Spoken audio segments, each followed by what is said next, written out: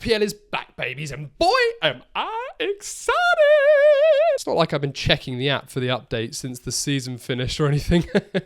Come on! But we're finally here. We have new chips, new player prices, and a brand new draft squad to show you guys. So last year, I came third. Well, joint third. But that was a remarkable turnaround. Because if you watch this video, you'll see that I'm not really an expert at FPL. Last year was the first season I've ever played this game, and let's just say I was quite inexperienced. But after learning from others last year, this season, the Padawan will become the Jedi.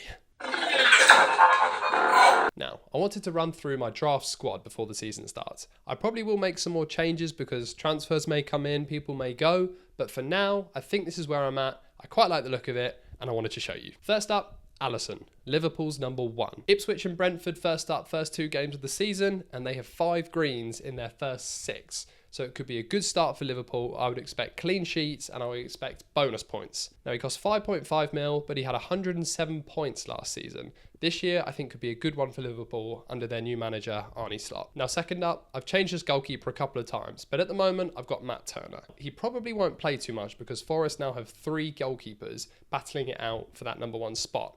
But he allows me to move a little bit more budget around at the moment, and last season he did pretty well. They rotated their keepers quite a lot between Turner and Seltz. Turner did alright when he played, got some clean sheets, lots of saves, some bonus points. If he does happen to be Forest number 1, good stuff, but if not, doesn't really matter because I'm not going to need him for those first 6 or 7 games. Into defence, Kieran Trippier. Newcastle are home to Southampton first up and then away to Bournemouth second. Newcastle had a great season last year and Trippier scored 111 points with 20 bonus points. The man loves an assist. Into centre-back, I've gone William Saliba to start up with. Now, Arsenal had the most amount of clean sheets last year.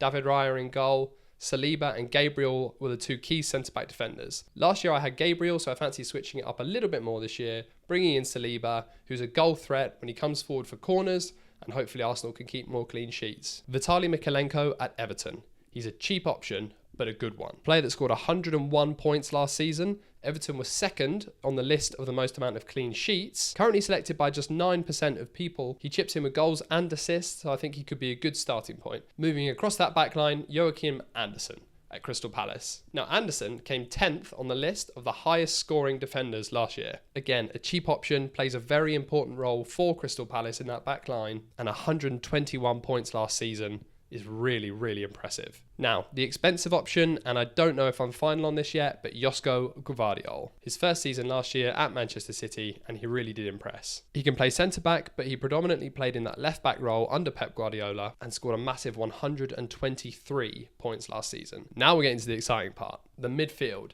And midfield I found really difficult last year because there is so many options, and this is a really key area because you want attacking midfielders that are likely to contribute towards the goals. So first up, Eberechi Eze. This guy just oozes class. Now with Michael Elise gone from Palace, it's going to be interesting to see how they get on this year.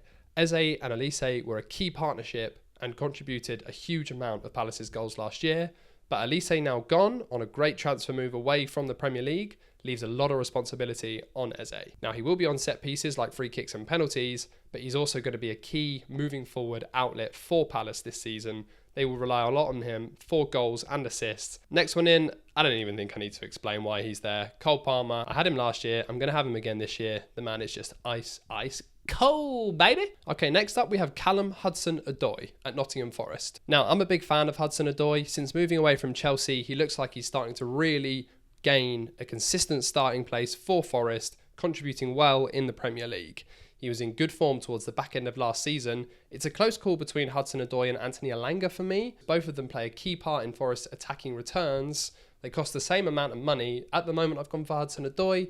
I might swap them up, bring in Elanga. Depends who's starting regularly for Forest. Next up, another one I don't really need to explain, Mohamed Salah. He's usually there. He's on penalties, he scores a load of goals for Liverpool, and I think he's going to play a key part under Arne Slot, especially if he keeps that trimmed hair. Doesn't that look amazing? And then lastly, I've gone for an affordable option here, but one that contributed a lot of points last season. Alejandro Garnacho. I think he'll be, again, a key part of Erik ten Hag's plans this year.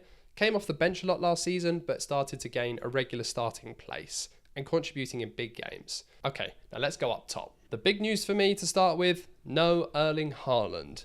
Now, A lot of people will probably watch this and think, he's still a novice. But there is theory behind this. Haaland, 15 million, very expensive. They have Chelsea first up, which is not the easiest game to start with.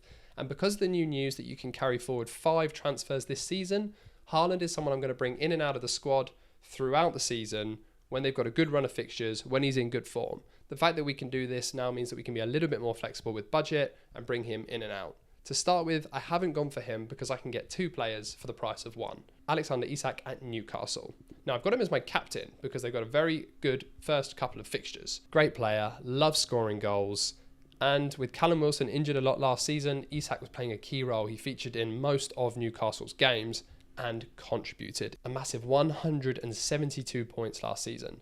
I am going to be fluid with my strikers this year because, again, there's so many options, so many that you can bring in. I could look at Ollie Watkins as well, people like Nicholas Jackson contributing points. But for now, I've got Alexander Isak, and I think he might be my captain for game week 1. Second up, I've got Ivan Toney. Now, Toney was in really good form for Brentford at the back end of last season once he came back from his ban. He did well for England at the Euros when he got his opportunity, and the man just loves scoring goals. I think it's going to be a really big year for Ivan Toney this year. Looks like he's going to be staying at Brentford as well, so he's going to be the key player up top. They don't have the easiest first 5 fixtures to Brentford, but if they're going to score goals, mostly it's going to come through Ivan Toney, and they are a very attacking team. And last but not least, I've gone Adam Armstrong. Armstrong, promoted with Southampton, is their key striker. 24 goals last season with 21 of those coming in the Championship, and he's going to be the goal-scoring threat for Southampton.